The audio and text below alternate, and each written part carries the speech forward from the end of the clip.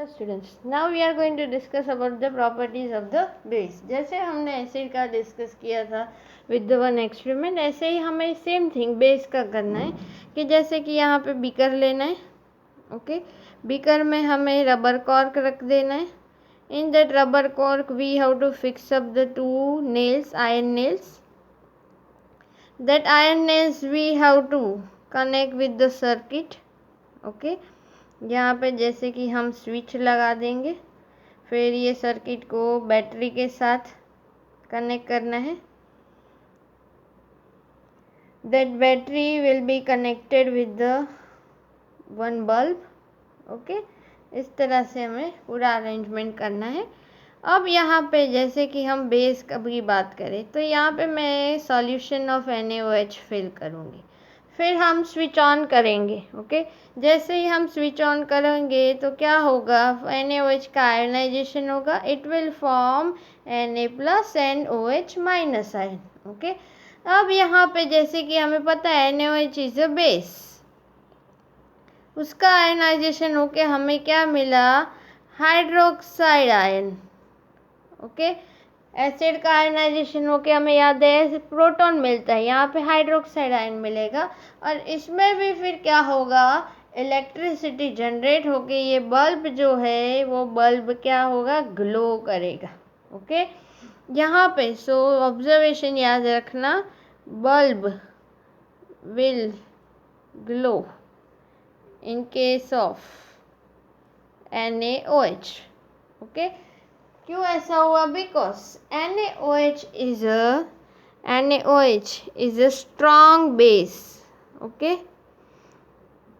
दो टाइप के बेस होते हैं, strong base, weak base. Acid में भी ऐसा होता है कि strong acid and week acid. Okay, acid के केस और बेस दोनों में सेम चीज़ है, पर खाली एसिड में प्रोटॉन आता है, यहाँ हाइड्रोक्साइड आयन आता है. ओके, अब स्ट्रॉन्ग बेस क्यों के बोलते हैं इसको, तो पहले तो हमें याद रखना पड़ेगा स्ट्रॉन्ग बेस मीन्स यहाँ पे जैसे कि ये आयोनाइजेशन प्रोसेस होता है, उसमें ये जितने भी, सपोज हमारे पास 10 NaOH हो, मान ले कि हमने 10 NaOH लिया है, तो उसका आयोनाइजेशन होके क्या बनेगा, 10 Na प्लस भी बनेगा और 10 OH माइनस आयन भी सामने सेपरेट होंगे.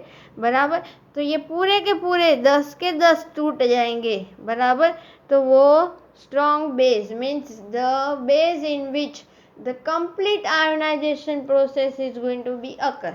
Okay, और फिर दूसरा आता है वीक बेस. तो वीक बेस में क्या होगा कि कंप्लीट आयनाइजेशन नहीं होता. मीन्स वीक बेस का अगर हम यहाँ पे जैसे कि हमें बोला गया है कि NaOH इंस्टेड ऑफ NaOH हम ले ले suppose calcium hydroxide, CaOH twice.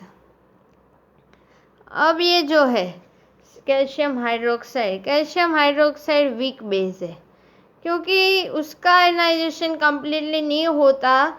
अब यहाँ पे हम डिटेल में नहीं जाएंगे क्या होता है, पर जब सपोज हमने 10 लिए हो तो 10 Ca एंड 10 OH नहीं बनते. बराबर, तो ये हो गया हमारा वीक बेस. तो याद रखना कि स्ट्रॉन्ग बेस में क्या होगा, तो रिएक्शन बहुत ही फास्ट हो जाता है. बराबर, तो ये बल्ब जल्दी प्रोसीजर होगा, means glow very fast compare to the weak base. Okay, ऐसे ही अब हम थोड़ा देख ले स्ट्रॉन्ग एसिड. ये थोड़ा बाद में डिटेल में है ही कि strong acid and base. Okay, वो क्या है वो पढ़ेंगे, पर अभी देख ले कि HCl is the strong acid. क्यों, क्योंकि सपोज 10 HCl लिए हो तो उसमें से 10 H plus and 10 Cl minus बनेंगे. सारे के सारे आयन्स हैं जो 10 HCl हो, सारे के सारे HCl अलग अलग हो जाएंगे, H plus Cl minus H plus Cl minus में. ओके, कम्प्लीटली आयोनाइज हो जाएंगे. ऐसा नहीं कि सॉल्यूशन में 10 लिए हो तो उसमें से एक आधा पड़ा रहे HCl जो आयोनाइज ना हो. ओके, वो मीन्स कंप्लीट आयोनाइजेशन प्रोसेस जिसमें होता है उसको बोलते हैं स्ट्रॉन्ग एसिड, और दूसरा हमारा week acid. Okay, so weak acid का एग्जांपल एसिटिक एसिड CH3COOH, तो उसका बनता है CH3COO minus plus H plus. पर इसमें क्या होगा कि यहाँ पे हमने सपोज लिया है सॉल्यूशन 2 ml, अब उसमें सपोज 10 CH3COOH के एटम्स है तो वो 10 के 10 नहीं टूट जाएंगे, कोई ना कोई एटम ऐसा होगा, मॉलिक्यूल वो मॉलिक्यूल एज इट इज ही पड़ा रहेगा। ओके, वो फिर ऐसे आयोनाइज नहीं होगा, बराबर। तो उसको हम क्या बोलेंगे, तो that is called as weak acid. Okay, तो ये बात हो गई strong acid, weak acid, strong base, weak base. Okay, and what exactly formed when ionization of acid and base occur? So ionization of acid will form H plus and ionization of base will form OH minus ions. Okay, तो ये याद रखना।